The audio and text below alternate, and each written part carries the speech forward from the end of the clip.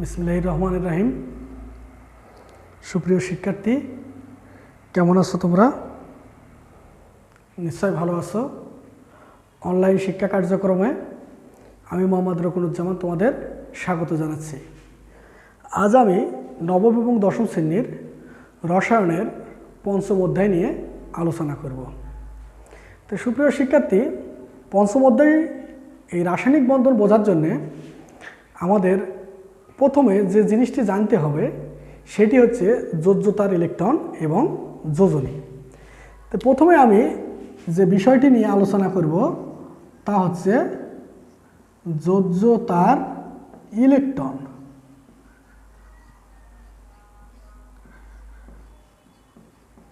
একটু লক্ষ্য করো সুপ্রিয় শিক্ষার্থী, যোজ্যতার ইলেকট্রন আসলে কি? দেখো, আমরা রসায়নের তৃতীয় অধ্যায়ে রাদারফোর্ডের পরমাণু মডেল অনুযায়ী যখন ইলেকট্রন বিন্যাস করেছিলাম তখন আমরা দেখতে পেয়েছি যে ইলেকট্রনগুলান নিউক্লিয়াসকে কেন্দ্র করে কিছু অনুমোদিত বৃত্তাকার কক্ষপথে ঘোরে। এই কক্ষপথগুলোর নাম দিয়েছিলাম আমরা শক্তি স্তর। তাহলে ওই শক্তি স্তর থাকে হচ্ছে এন সংখ্যক। এনের মান কে এল এম এন পর্যন্ত হয়, অর্থাৎ এর মান 1 2 3 4 পর্যন্ত হয়। অর্থাৎ ইলেকট্রনগুলান এইরকম বিভিন্ন শক্তি স্তরে বিন্যস্ত থাকে। ইলেকট্রন যে এইরকম বিভিন্ন শক্তি স্তরে বিন্যস্ত থাকে, এর মধ্য থেকে সর্বশেষ যে শক্তি স্তরটি আছে এই শক্তি স্তরকে বলা হয় যোজ্যতার স্তর। আর এই সর্বশেষ শক্তি স্তরে যে সংখ্যক ইলেকট্রন থাকে তাকে বলা হয় যোজনীর ইলেকট্রন বা যোজ্যতার ইলেকট্রন। তাহলে সুপ্রিয় শিক্ষার্থী, সর্ববহিস্থ কক্ষপথের মোট ইলেকট্রন সংখ্যা কি আমরা বলবো যোজ্যতার ইলেকট্রন। আমরা একটু বিষয়টি লক্ষ্য করি। দেখো, আমরা সোডিয়ামে একটি মৌল নিলাম। তো সোডিয়ামের পারমাণবিক সংখ্যা 11, অর্থাৎ সোডিয়ামের প্রোটন আছে 11টি। তা আমরা জানি একটা চার্জ নিরপেক্ষ পরমাণুর প্রোটন এবং ইলেকট্রন সংখ্যাটা কি থাকে? সমান থাকে। এখন দেখো, এটাকে যদি এই 11টি ইলেকট্রনকে যদি আমরা বিভিন্ন কক্ষপথে বিন্যস্ত করি, তাহলে আমরা ইলেকট্রন বিন্যাস অনুযায়ী জানি যে প্রথম কক্ষপথে থাকবে 2টি, দ্বিতীয় কক্ষপথে থাকবে 8টি, আর সর্বশেষ বাইরের কক্ষপথে থাকবে 1টি। তাহলে সুপ্রিয় শিক্ষার্থী, লক্ষ্য করো, এখানে সোডিয়ামের ইলেকট্রন 3টি শক্তি স্তরে বিন্যস্ত আছে। তাহলে এর প্রথমটিকে বলবো আমরা প্রথম শক্তি স্তর, দ্বিতীয়টিকে বলবো দ্বিতীয় শক্তি স্তর এবং তৃতীয়টিকে বলবো তৃতীয় শক্তি স্তর। এর মধ্য থেকে দেখো তৃতীয় শক্তি স্তর, এই তৃতীয় শক্তি স্তরকে আমরা বলবো যোজ্যতার স্তর। কি বলবো এটাকে? যোজ্যতার স্তর। এখন লক্ষ্য করো, এই তৃতীয় কক্ষপথে অর্থাৎ সর্ববহিস্থ সর্বশেষ কক্ষপথে ইলেকট্রন আছে 1টি। কয়টি আছে? 1টি। সুতরাং সোডিয়ামের যোজ্যতার ইলেকট্রন হচ্ছে 1। আবার দেখো, আমরা যদি আর একটি মৌল কল্পনা করি সালফার। তো সালফারের আমরা জানি পারমাণবিক সংখ্যা সালফারের কত? 16। একটু লক্ষ্য করো, লিখলাম সালফার 16। তাহলে সালফারের ইলেকট্রন দেখো, প্রথম কক্ষ সালফারের ইলেকট্রনও 3টি কক্ষপথে বিন্যস্ত থাকে। প্রথমে থাকবে হচ্ছে 2টি, তারপরে থাকবে 8টি। তাহলে 8 আর 2 কয়টি হলো? 10টি। আর দেখো সর্বশেষ কক্ষপথে থাকবে হচ্ছে 6টি। কয়টি থাকে? 6টি। তাহলে দেখো সালফারের যোজ্যতার ইলেকট্রন কয়টি? 6টি। কেননা সালফারের সর্ববহিস্থ কক্ষপথে 6টি ইলেকট্রন আছে। অর্থাৎ একটি মৌলের আমরা ইলেকট্রন বিন্যাস করার পরে সর্ববহিস্থ কক্ষপথে যে ইলেকট্রনটা থাকবে, যতগুলান ইলেকট্রন থাকবে, তাকে আমরা বলবো যোজ্যতার ইলেকট্রন। তো সুপ্রিয় শিক্ষার্থী, তোমরা নিশ্চয় বুঝতে পারছো যোজ্যতার ইলেকট্রন কাকে বলে। দেখো, এখন আমরা যে বিষয়টি নিয়ে আলোচনা করব সেটা হচ্ছে অত্যন্ত গুরুত্বপূর্ণ, আমাদের রসায়ন জানার জন্য অত্যন্ত গুরুত্বপূর্ণ, সেটি হচ্ছে যোজনী। এখন দেখো যোজনী কাকে বলে। যোজনী কাকে বলে, আসলে যোজনীর সংখ্যা অনেক আছে। আমরা সাধারণত তোমাদের টেক্সট বুকে যে সংখ্যাগুলো আছে আমি সেইগুলো নিয়ে বলতেছি। যে দেখো, একটি মৌল পরমাণু অন্য একটি মৌলের যতটি পরমাণুর সাথে যুক্ত হতে পারে তাকে বলা হয় যোজনী। তাহলে দেখো, একটা মৌলের একটা পরমাণু অন্য একটা মৌলের কতটি পরমাণুর সাথে যুক্ত হতে পারে তাকে আমরা বলবো যোজনী। এখন দেখো, এই পদ্ধতিতে যোজনী নির্ণয় করতে গেলে আমাদের সর্বপ্রথমে একটি মৌলকে ভিত্তি হিসেবে ধরে নিতে হবে। সেই মৌলটি হতে পারে হাইড্রোজেন, সেই মৌলটি হতে পারে অক্সিজেন, সেই মৌলটি হতে পারে ক্লোরিন। ধরো আমরা এখানে হাইড্রোজেনকে ভিত্তি হিসেবে ধরে নিলাম। তাহলে দেখো, এই হাইড্রোজেনকে ভিত্তি হিসেবে ধরে নিলাম এবং হাইড্রোজেনের যোজনী হচ্ছে 1। এখন এই হাইড্রোজেন একটি পরমাণুর সাথে যতগুলো হাইড্রোজেন যুক্ত হতে পারবে সেইটাই হচ্ছে তার যোজনী। যেমন দেখো, এই হাইড্রোজেন যদি ক্লোরিনের সাথে যুক্ত হয় তাহলে ক্লোরিনের সাথে মাত্র একটি হাইড্রোজেন যুক্ত হতে পারতেছে, সুতরাং ক্লোরিনের যোজনী হবে। আবার দেখো, আমরা যদি নাইট্রোজেনের দিকে লক্ষ্য করি তাহলে নাইট্রোজেন, এখানে দেখো নাইট্রোজেনের সাথে 3টি হাইড্রোজেন যুক্ত হয়। কয়টি হাইড্রোজেন যুক্ত হচ্ছে? 3টি হাইড্রোজেন, সুতরাং নাইট্রোজেনের যোজনী এখানে 3। আবার দেখো, যদি আমরা CH4 অর্থাৎ মিথেনের দিকে লক্ষ্য করি তাহলে দেখো একটি কার্বনের সাথে 4টি হাইড্রোজেন যুক্ত হচ্ছে, তাহলে কার্বনের যোজনী এখানে 4। অনুরূপভাবে দেখো, আরও একটা মৌলকে আমরা ভিত্তি হিসেবে ধরে নিতে পারি, সেই মৌলটি হচ্ছে অক্সিজেন। তাহলে অক্সিজেনের ক্ষেত্রে যোজনীটা কিভাবে নির্ণয় হবে? আমরা জানি যে অক্সিজেনের যোজনী হচ্ছে 2। তাহলে একটি পরমাণু যতগুলান অক্সিজেনের সাথে যুক্ত হতে পারে তার দ্বিগুণ হচ্ছে তার যোজনী, তার দ্বিগুণ হচ্ছে তার যোজনী। যেমন দেখো, আমরা যদি একটু লক্ষ্য করি যে দেখো, আমি একটা মৌল লিখলাম কার্বন ডাই অক্সাইড। কি লিখছি? Carbon die oxide. তাহলে এখানে কার্বনের সাথে অক্সিজেন কয়টি যুক্ত হতে পেরেছে? 2টি। কয়টি যুক্ত হয়েছে? 2টি। তাহলে কার্বনের যোজনী হবে অক্সিজেনের যোজনীর দ্বিগুণ, তাহলে কত হচ্ছে? 2 দুগুণে 4। তাহলে কার্বনের যোজনী এখানে হচ্ছে 4। তো এইগুলো হচ্ছে সাধারণত এইভাবে যোজনী আমরা নির্ণয় করতে পারি। দেখো, যোজনীর আবার কিছু সংখ্যা আছে, যে সর্ববহিস্থ কক্ষপথে 8টি ইলেকট্রন রাখার জন্যে যে সংখ্যক ইলেকট্রনের দান, গ্রহণ বা শেয়ার হয় তাকেও আমরা যোজনী বলতে পারি। আবার দেখো, আমরা যোজনীর এমন একটি সংখ্যা দেব যে সংখ্যাটির সাহায্যে আমরা একটি মৌলের যোজনী নির্ণয় করতে পারবো এবং সুন্দর একটি সংজ্ঞাও দিতে পারবো। তাহলে সেই রকম একটি সংখ্যা হচ্ছে যে দেখো, আমরা যে সকল মৌলগুলান পাইছি এই মৌলগুলোকে ধাতু এবং অধাতু এই 2টা শ্রেণীতে মোটামুটি বিভক্ত করা হয়। এর মধ্য থেকে দেখো, ধাতু সমূহের ক্ষেত্রে যোজনীর সংখ্যাটা হবে একরকম এবং অধাতুর ক্ষেত্রে যোজনীর সংখ্যাটা হবে অন্যরকম। কি আমরা একটু লক্ষ্য করি। দেখো, আমরা বলবো যে ধাতু সমূহের ক্ষেত্রে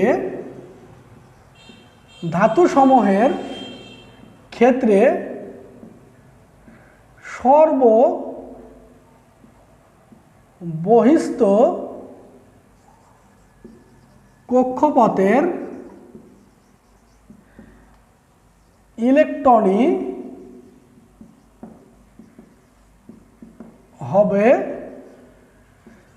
তার যোজনী। তাহলে দেখো কি বলছে, ধাতু সমূহের ক্ষেত্রে কোনো একটা মৌলের সর্ববহিস্থ কক্ষপথে যে ইলেকট্রনটা থাকবে সেটাই হবে তার যোজনী, অর্থাৎ ধাতু সমূহের ক্ষেত্রে যোজ্যতার ইলেকট্রনই হচ্ছে তার যোজনী। দেখো, আমরা একটু আগে উদাহরণ দিয়েছিলাম সোডিয়াম। তাহলে সোডিয়ামের আমরা যদি ইলেকট্রন বিন্যাস করি 1s2 2s2 2p6 3s1, তাহলে দেখো এখানে সোডিয়ামের সর্ববহিস্থ কক্ষপথ কত? 3। তাহলে 3 এই সর্ববহিস্থ কক্ষপথে কয়টি ইলেকট্রন আছে? একটি। সুতরাং সোডিয়ামের যোজনী হবে এক্ষেত্রে 1।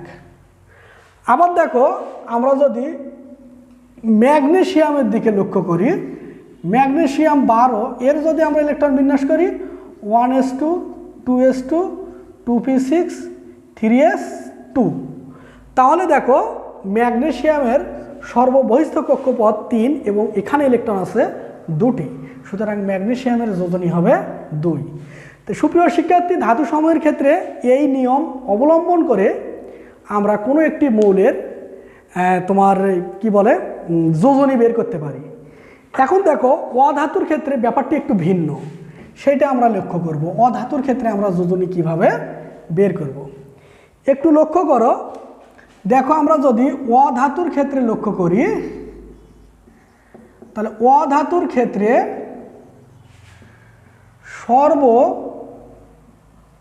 সর্ববহিস্থ কক্ষপথের মোট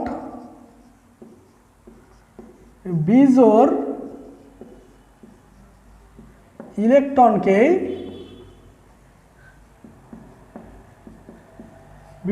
মোট বিজোড় ইলেকট্রনকে যোজনী বলে। সুপ্রিয় শিক্ষার্থী, একটু লক্ষ্য করো, অধাতুর ক্ষেত্রে সর্ববহিস্থ কক্ষপথের যে বিজোড় ইলেকট্রন থাকবে তাকে আমরা বলবো যোজনী।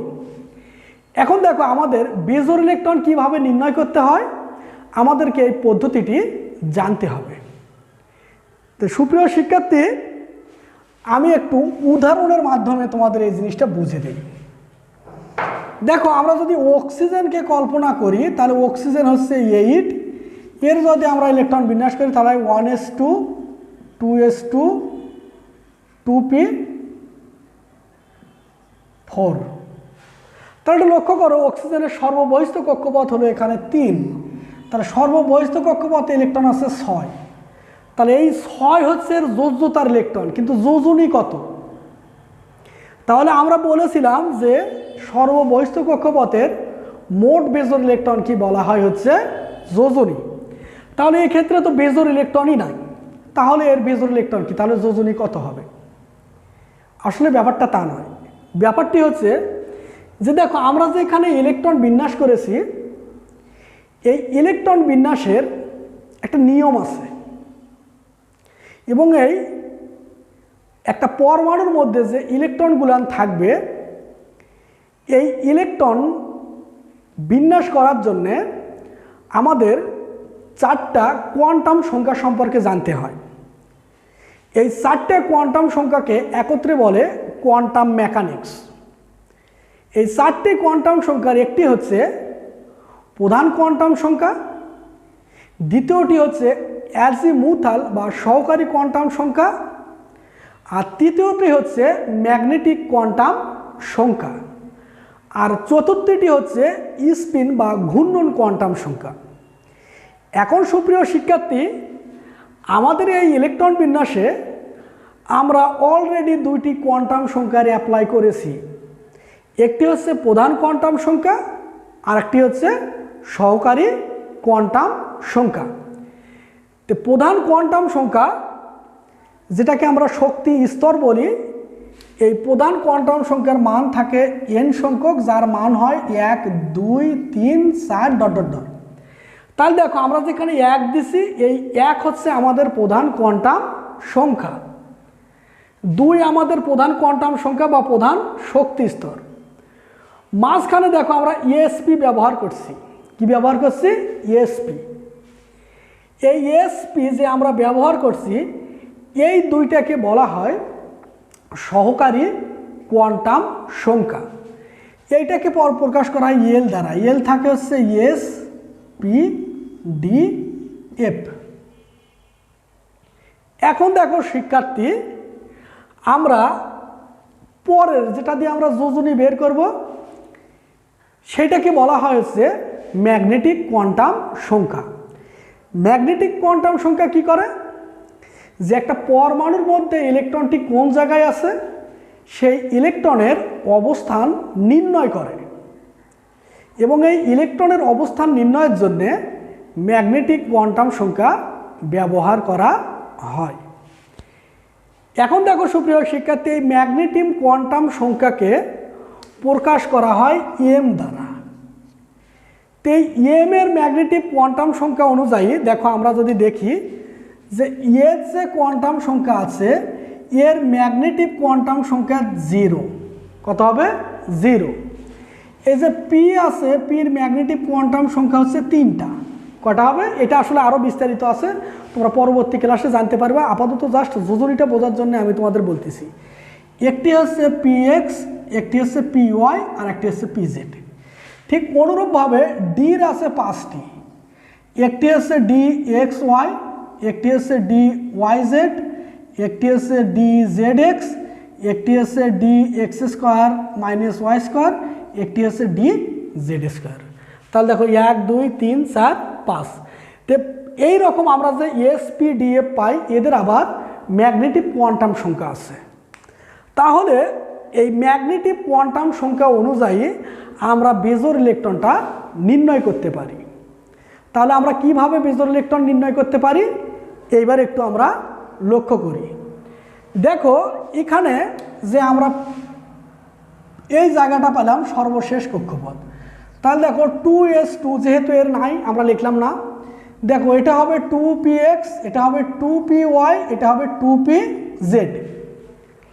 এখন দেখো একজন বিজ্ঞানী, নাম হচ্ছে তার হুন্ড, এই হুন্ডের নিয়ম অনুযায়ী এই 2px, 2py, 2pz এই অরবিটালটা সমশক্তি সম্পন্ন। অর্থাৎ 2px এর যা শক্তি 2py এর যা শক্তি 2pz এরও শক্তি তাই। এই সমশক্তি সম্পূর্ণ অরবিটালে ইলেকট্রনগুলান প্রবেশ করবে অযুগ্ম অবস্থা, অর্থাৎ বেজোর অবস্থায় একটা একটা একটা একটা করে প্রবেশ করবে। তাহলে দেখো এখানে যে 4টি আছে, 4টির মধ্যে এখানে আমরা একটি দিলাম, এখানে একটি দিলাম, এখানে একটি দিলাম। তাহলে দেখো সুপ্রিয় শিক্ষার্থী, আমার কিন্তু এখানে বেজোর ইলেকট্রন হয়ে গেল 3টি, কিন্তু দেখো আমার পিতে ইলেকট্রন আছে কয়টি? 4টি। সুতরাং আর যে একটি ইলেকট্রন আছে সেটা আমি এই জায়গাতে বসে দিলাম। এটা আমি যে কোনো জায়গায় দিতে পারি, কিন্তু বেজোর ইলেকট্রন আমার কিন্তু সব সময় এই 2 হবে। তাহলে দেখো আমরা এখানে বেজোর ইলেকট্রন কয়টি পেলাম? 2টি। সুতরাং আমাদের যোজনী হবে 2। দেখো আমরা যখন 2 এর নিয়ম পড়ব তখন কিন্তু আমাদের এই জিনিসটা অত্যন্ত গুরুত্বপূর্ণ এবং কাজে লাগবে। তারপরে দেখো সুপ্রিয় শিক্ষার্থী, আমরা অনুরূপভাবে দেখো আর একটা মৌল লিখতে পারি, যে মৌলটি আমি দিলাম নাইট্রোজেন। নাইট্রোজেন হচ্ছে 7। তাহলে দেখো নাইট্রোজেনের যদি আমরা ইলেকট্রন বিন্যাস করি তাহলে এটা হয় 1s2, 2s2, 2p3। তাহলে দেখো এটা লিখতে পারি আমরা 2px, 2py, 2pz। এখন দেখো 1 1 1, তাহলে কয়টি হলো? 3টি। তাহলে নাইট্রোজেন যোজনী কত পেলাম আমরা? বেজোর ইলেকট্রন দেখো 3টি, সুতরাং যোজনী হচ্ছে 3। এখন দেখো সুপ্রিয় শিক্ষার্থী, আমরা আর একটি ইলেকট্রন বিন্যাস করবো, সেটা হচ্ছে কার্বন। কার্বন 6, এর ইলেকট্রন বিন্যাস যদি করি 1s2, 2s2, 2p2।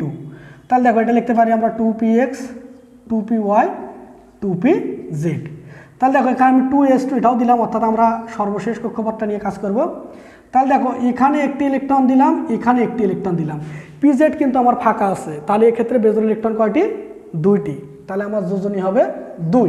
কিন্তু সুপ্রিয় শিক্ষার্থী একটু লক্ষ্য করো, 2s2, 2px, 2py, 2pz। দেখো আমার একটি একটি করে ইলেকট্রন ছিল আর এসে ছিল 2টি।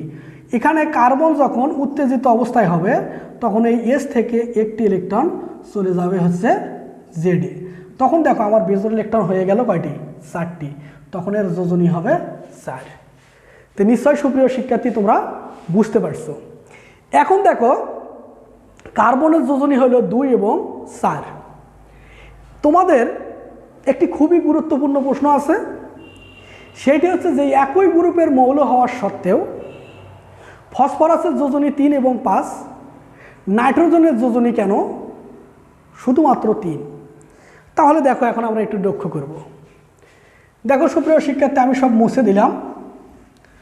আমরা দেখো ফসফরাসের যদি ইলেকট্রন বিন্যাস করি, ফসফরাস হচ্ছে 15, 1s2 2s2 2p6 3s2 3p3। তাহলে দেখো 6 আর 2 8 আর 2 10 আর 5 15। এখন দেখো আমার সর্বশেষ শক্তি স্তর কিন্তু এইটা। তাহলে দেখো এখানে আমাদের যোজ্যতার ইলেকট্রন আছে হলো 5টি। এখন দেখো আমরা এখান থেকে যোজনী নির্ণয় করব কিভাবে। দেখো 3s2 3px 3py 3pz। তাহলে দেখো 3টি আমি দিলাম, একটি একটি একটি, তাহলে বিজোড় ইলেকট্রন কয়টি? 3টি। তাহলে আমার যোজনী এখানে হলো, যোজনী পেলাম কত? যোজনী হলো আমার 3। কেন না? কারণ এখানে আমার বিজোড় ইলেকট্রন আছে 3টি। আবার দেখো যখন এটা ফসফরাস, এটা ফসফরাসের স্বাভাবিক ইলেকট্রন, ফসফরাস যখন উত্তেজিত হবে তখন দেখো 3s2 3px 3py 3pz। দেখো এখানে একটি ইলেকট্রন, এখানে একটি ইলেকট্রন, এখানে একটি ইলেকট্রন। এখন দেখো ফসফরাস যখন উত্তেজিত হবে তখন 3s এর একটি ইলেকট্রন 3d-তে যাবে। তাহলে s-এ হবে একটি ইলেকট্রন আর d-তে হবে একটি ইলেকট্রন। এখন লক্ষ্য করো এখানে বেজোর ইলেকট্রন আছে হলো 5টি। কয়টি বেজোর ইলেকট্রন আছে? 5টি। তাহলে ফসফরাসের যোজনী এই ক্ষেত্রে হবে 5। কিন্তু দেখো আমরা যদি নাইট্রোজেনের ক্ষেত্রে দেখি, নাইট্রোজেনের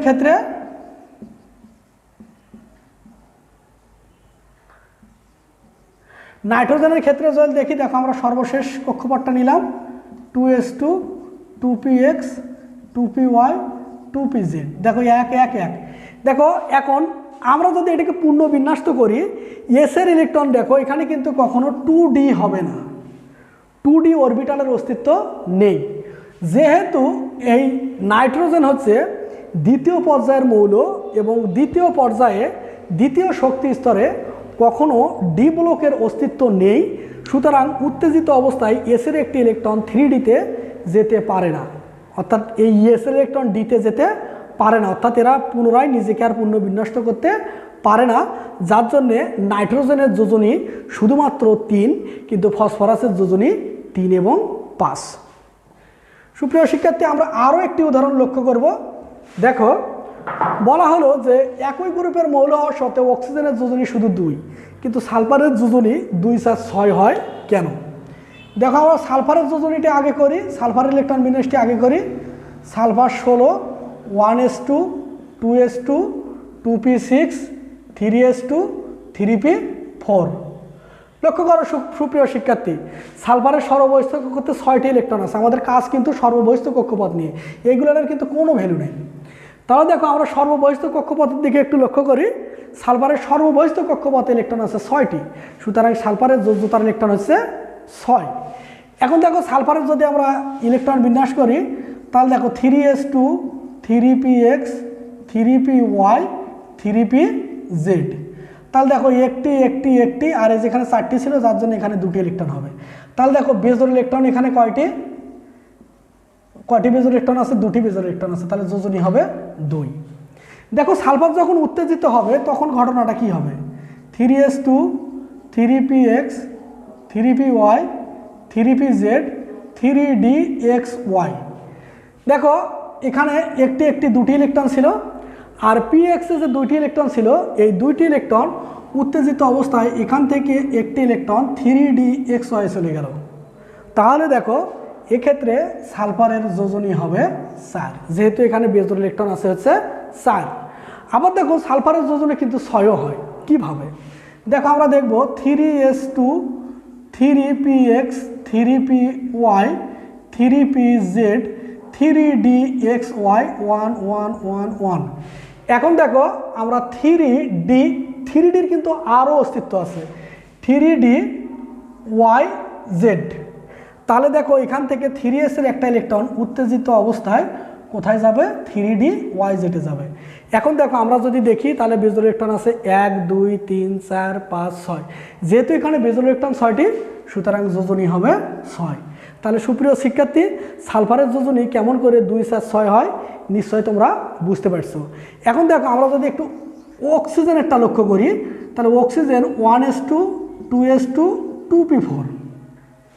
তাহলে এটা যদি আমরা ভাঙি তাহলে 2px 2py 2pz। এখন দেখো এখানে দুটি, এখানে একটি, এখানে একটি, তাহলে বেজোর ইলেকট্রন হচ্ছে 2, সুতরাং যোজনী হলো 2।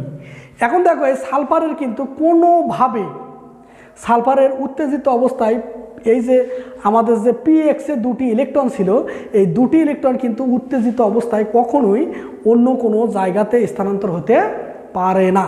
যেহেতু পারে না, সেহেতু সালফারের যোজনী কখনোই অক্সিজেনের যোজনী কখনোই 2-এর বেশি হয় না।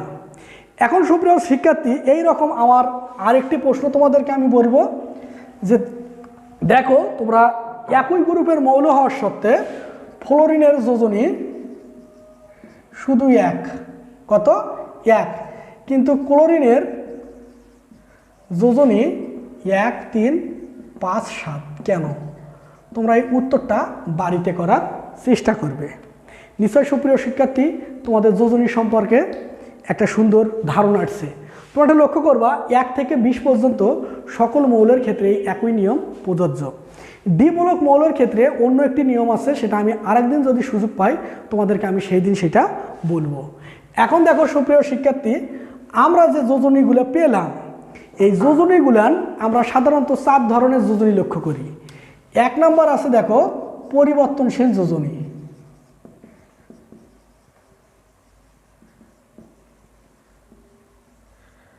2 নম্বর হচ্ছে সর্বোচ্চ যোজনী, 3 নম্বর হচ্ছে সক্রিয় যোজনী, 4 নম্বর হচ্ছে সুপ্ত যোজনী। সুপ্রিয় শিক্ষার্থী, আজকে আমরা এই 4 ধরনের যোজনী দেখব। পরিবর্তনশীল যোজনী কাকে বলে, সর্বোচ্চ যোজনী কাকে বলে, সক্রিয় যোজনী কাকে বলে, আর সুপ্ত যোজনী কাকে বলে। দেখো আমি একটা উদাহরণ দিচ্ছি। আয়রন বা আমরা দেখো একটু আগে সালফারের কথা বললাম বা নাইট্রোজেনের কথা বললাম। তাহলে দেখো সালফারের যোজনী 2, 4, 6, নাইট্রোজেনের যোজনী 3 এবং নাইট্রোজেন না, ফসফরাসের যোজনী 3 এবং 5। এখন দেখো এই যে সালফারের যোজনী 2, 4, 6, সালফারের যোজনীটা পরিবর্তন হয়ে যায়, এটা কি বলা হয় পরিবর্তনশীল যোজনী। ফসফরাসের যোজনী দেখো 3, 5, কখনো 3 হয় কখনো 5 হয়। তাহলে যে সকল মৌলের এইরকম একাধিক যোজনী আছে তাদের যোজনীটা কি বলা হবে পরিবর্তনশীল যোজনী। দেখো আমরা আয়রন বলতে পারি, আয়রনের যোজনী আছে 2 এবং 3, তাহলে এই যে 2টা যোজনী আছে এটাকে বলবো আমরা পরিবর্তনশীল যোজনী। এখন দেখো পড়বো আমরা সর্বোচ্চ যোজনী। সর্বোচ্চ যোজনী কাকে বলে? দেখো সালফারের যোজনী 2, 4, 6, তাহলে 6 হচ্ছে এখানে আমাদের সর্বোচ্চ। দেখো ফসফরাসের 3 আর 5, এর মধ্যে 5 হলো কি সর্বোচ্চ। তারপর দেখো আয়রনের 2 এবং 3, তার মধ্যে 3 হলো বড়। তাহলে দেখো এই যে বড় যে যোজনীটা থাকে এটাকে বলবো আমরা সর্বোচ্চ যোজনী। এখন আসি সক্রিয় যোজনী। সক্রিয় যোজনী কি? দেখো সক্রিয় যোজনী হচ্ছে রাসায়নিক বিক্রিয়ায় অংশগ্রহণকালে যে যোজনীটা সে ব্যবহার করে তাকে বলা হচ্ছে সক্রিয় যোজনী। যেমন দেখো আমরা এটা লিখতে পারি যে SO2 সালফার ডাইঅক্সাইড। তাহলে সালফার ডাইঅক্সাইড, এখানে কিন্তু সালফারের যোজনী ব্যবহার হয়েছে 4, তাহলে সালফারের সক্রিয় যোজনী এখানে হচ্ছে 4। দেখো আমরা ফসফরাসে যদি লিখি PCl5, তাহলে দেখো এখানে কত যোজনী ব্যবহার করা হয়েছে? 5 ব্যবহার করা হয়েছে। তাহলে ফসফরাসের এখানে হচ্ছে সক্রিয় যোজনী 5। দেখো যদি আমরা অনুরূপভাবে আয়রন দেই ApCl2, তাহলে দেখো এখানে আয়রনের সক্রিয় যোজনী হচ্ছে 2। তাহলে যে যোজনীটা ব্যবহার করে সেটাই হচ্ছে তার সক্রিয় যোজনী। এখন দেখো আমরা সুপ্ত যোজনী কাকে বলবো, এটা তোমাদের জন্য খুবই ইম্পর্টেন্ট, এটা তোমার পরীক্ষাতে আসে। এইরকম একটা যৌগ দিয়ে বললো যে সালফারের, এখানে সালফার ডাইঅক্সাইডে সালফারের সুপ্ত যোজনী কত। তাহলে আমাদের বুঝতে হবে যে সুপ্ত যোজনী কাকে বলে। সুপ্ত যোজনী হচ্ছে সর্বোচ্চ যোজনী, সক্রিয় যোজনী, সর্বোচ্চ যোজনী এবং সক্রিয় যোজনীর পার্থক্যটাই হচ্ছে সুপ্ত যোজনী। তাহলে সুপ্ত যোজনী কাকে বলবো আমরা? একটা যে সকল যৌগের পরিবর্তনশীল যোজনী আছে তাদের সর্বোচ্চ যোজনী এবং সক্রিয় যোজনীর পার্থক্য কি বলা হয় হচ্ছে সুপ্ত যোজনী। তাহলে দেখো সালফারের সর্বোচ্চ যোজনী হচ্ছে 6, কিন্তু সালফারের এখানে সক্রিয় যোজনী হচ্ছে 4। তাহলে ফসফরাসের সর্বোচ্চ যোজনী হচ্ছে 5 আর ব্যবহার হয়েছে সক্রিয় যোজনী কত 5, তাহলে আর সুপ্ত যোজনী হলো 0, সালফারের এটা 2 হবে, তাহলে আর সুপ্ত যোজনী কত হবে? 0 হবে। অনুরূপভাবে যদি আমরা আয়রন ক্লোরাইডে দেখি, দেখো আয়রনের সর্বোচ্চ যোজনী হচ্ছে 3, ব্যবহার হয়েছে 2, তাহলে এর সুপ্ত যোজনী কত হবে? সুপ্ত যোজনী হবে 1। অর্থাৎ যে যোজনীটা ব্যবহার হবে সেইটা আর সর্বোচ্চ যোজনীর যেটা পার্থক্য এটা কি আমরা বলবো হচ্ছে সুপ্ত যোজনী। তো সুপ্রিয় শিক্ষার্থী, তোমাদের আসলে অনেক সময় নিয়ে ফেলছি। আগামী দিনে বাকি যে অংশটুকু আছে সেইটুকু নিয়ে আলাপ আলোচনা হবে। সে পর্যন্ত তোমরা সবাই ভালো থাকবে, সুস্থ থাকবে আর ভালো করে লেখাপড়া করবে, কারণ লেখাপড়ার বিকল্প কিছুই নেই। জীবনে যদি বড় হতে চাও, যদি প্রতিষ্ঠিত হতে চাও, যদি মানুষের মতো মানুষ হতে চাও, সমাজে যদি মাথা উঁচু করে দাঁড়াতে চাও, তাহলে লেখাপড়ার বিকল্প কিছুই নেই। তো সুপ্রিয় শিক্ষার্থী, নিশ্চয় তোমরা ভালোভাবে লেখাপড়া করবে, মানুষের মতো মানুষ হবে, যাতে তোমাদের দেখে সমাজের অন্যান্যরা অনুপ্রেরণা নেয়। সে পর্যন্ত তোমরা সবাই ভালো থাকো, সুখে থাকো। আল্লাহ হাফেজ। দেখা হবে।